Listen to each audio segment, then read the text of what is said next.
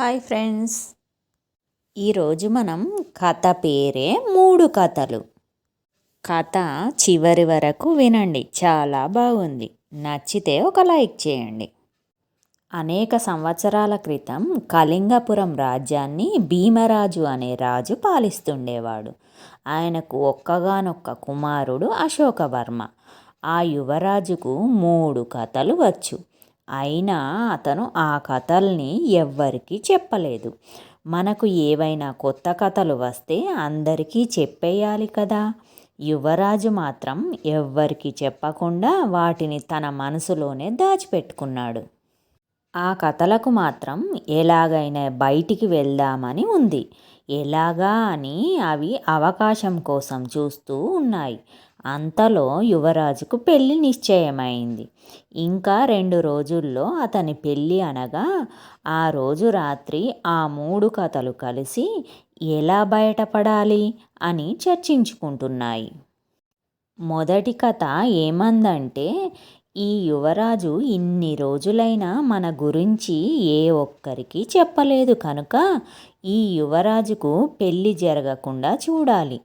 రేపు పొద్దున యువరాజు అన్నం తింటూ మొదటి ముద్దను నోట్లో పెట్టుకుంటున్నప్పుడు నేను గాలిలో గాహనమై అతన్ని చంపేస్తాను, చూస్తుండండి అని అంది మొదటి కథ. ఇక రెండవ కథ ఏమందంటే, రేపు పొద్దున యువరాజు రథంలో పోతున్నప్పుడు నేను ఆ కొండ దగ్గర నిల్చొని ఒక పెద్ద గుండ్రాయిని రథం మీద వేస్తాను, చూడండి అని అంది. అప్పుడు మూడవ కథ, నేను మీ మాదిరి అతన్ని చంపను. పెళ్ళైన మర్నాడు అతని తప్పు ఏమీ లేకుండానే అతను 10 మంది ముందు తల వంచుకునేటట్లు చేస్తాను అని అంది. అవి మా మాటలు ఎవ్వరూ వినటం లేదు అనుకున్నాయి. కానీ మరుగున నిల్చున్న మంత్రి కొడుకు రవిచంద్ర వాటి మాటల్ని పూర్తిగా విని ఎలాగైనా నేను మా యువరాజుని కాపాడుకోవాలి అనుకున్నాడు. మరునాటి ఉదయం యువరాజు అన్నం తినేటప్పుడు రవిచంద్ర అతని పక్కనే కూర్చున్నాడు. యువరాజు మొదటి ముద్దను నోట్లో పెట్టుకుంటుండగా రవివర్మ తటాల్న ఆ ముద్దను తనే లాక్కొని జాగ్రత్తగా నమిలి మింగేశాడు. అతను చేసిన ఈ పనికి రాజుతో సహా అందరికీ చాలా కోపం వచ్చింది. ఎందుకు తినే ముద్దను లాగేసుకున్నావు? రాజకుమారునితో ప్రవర్తించేది ఇలాగేనా అని కోప్పడ్డారు. ఏం లేదు, మీరు తినండి అన్నాడు రవిచంద్ర అందర్నీ శాంతపరిచి. అలా మొదటి ప్రమాదం తప్పింది. ఆ తర్వాత యువరాజు రథంలో ఊరేగింపుగా కళ్యాణ మండపానికి బయలుదేరాడు. దారిలో కొండ ఇంకా కొంచెం దూరంలో ఉందనగా రథం ఆపమన్నాడు రవిచంద్ర. యువరాజుతో, మిత్రమా, మనం ఇద్దరం ఇప్పుడు కొంచెం దూరం నడుద్దాం. ఎందుకు అని ప్రశ్నలు వేయకుండా నా వెంట నడువు అన్నాడు. సరే అని ఇద్దరూ నడుచుకుంటూ కొండను దాటేశారు. అలా రెండవ ప్రమాదం కూడా తప్పింది. ఇక మూడవ ప్రమాదం ఏమై ఉంటుందా అని అర్ధరాత్రి దాకా ఆలోచిస్తూ మేలుకొని ఉన్నాడు రవిచంద్ర. ఆ సమయంలో వంటగది వైపు నుండి ఏవో పాత్రల శబ్దం వినిపించింది.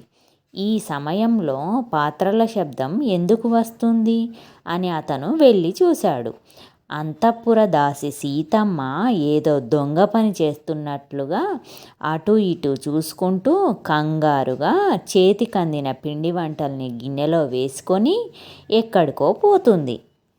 రవిచంద్రకు ఆమెను చూడగానే అనుమానం వేసింది. దొంగచాటుగా ఆమెనే వెంబడిస్తూ పోయాడు. పోయి సీత రాజభవనం పక్కగా ఉన్న చిన్న సామాన్ల గదిలోకి పోయింది. ఈమెకు ఇక్కడేం పని అని మంత్రి కొడుకు ఆ గది కిటికీ పక్కగా నిలబడి లోపలికి చూశాడు. లోపల మొద్దు చేతులు మొద్దు కాళ్ళు పెట్టుకొని ఒక శత్రుదేశపు గూఢచారి కూర్చొని ఉన్నాడు. సీతమ్మ వాడి దగ్గరికి పోగానే, వాడు 3 రోజులుగా నాకు తిండి లేదు, కంటి మీద నిద్ర లేదు, యువరాజును చంపేందుకు పథకం చెప్తానని నన్ను ఊరించి చివరికి నువ్వేమో అక్కడ హాయిగా తింటూ కూర్చున్నావా, ఇక్కడ నేనేం కావాలి అని పోట్లాడ పెట్టుకున్నాడు. లేదు లేదు, నేను రావడానికి ఏమాత్రం వీలు లేకుండింది అని సీతమ్మ ఎంత చెప్పినా వాడు వినలేదు.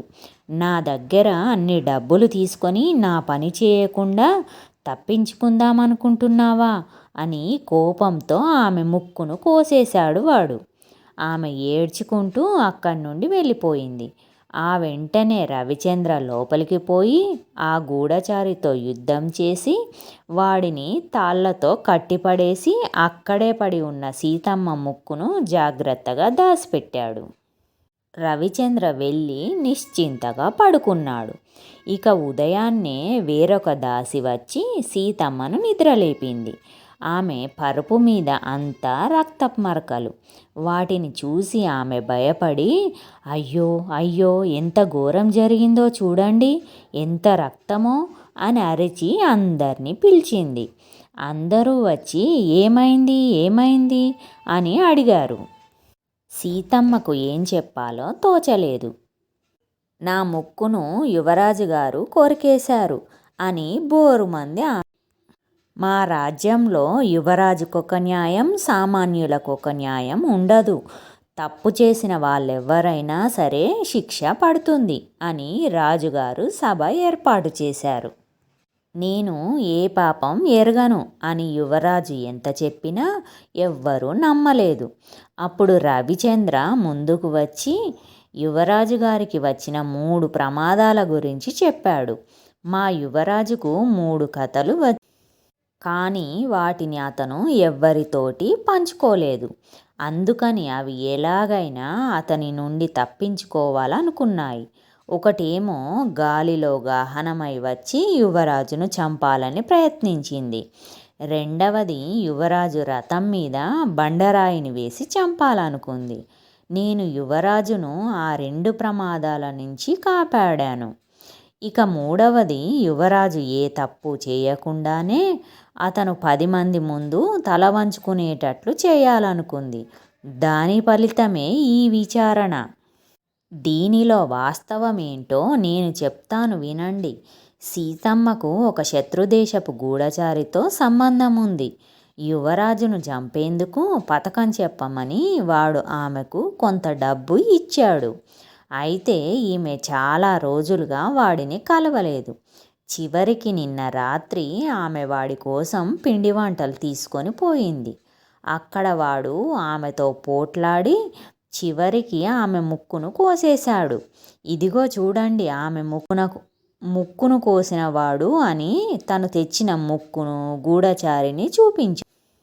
అందరూ సీతమ్మ తెగింపుకు ఆశ్చర్యపోయారు.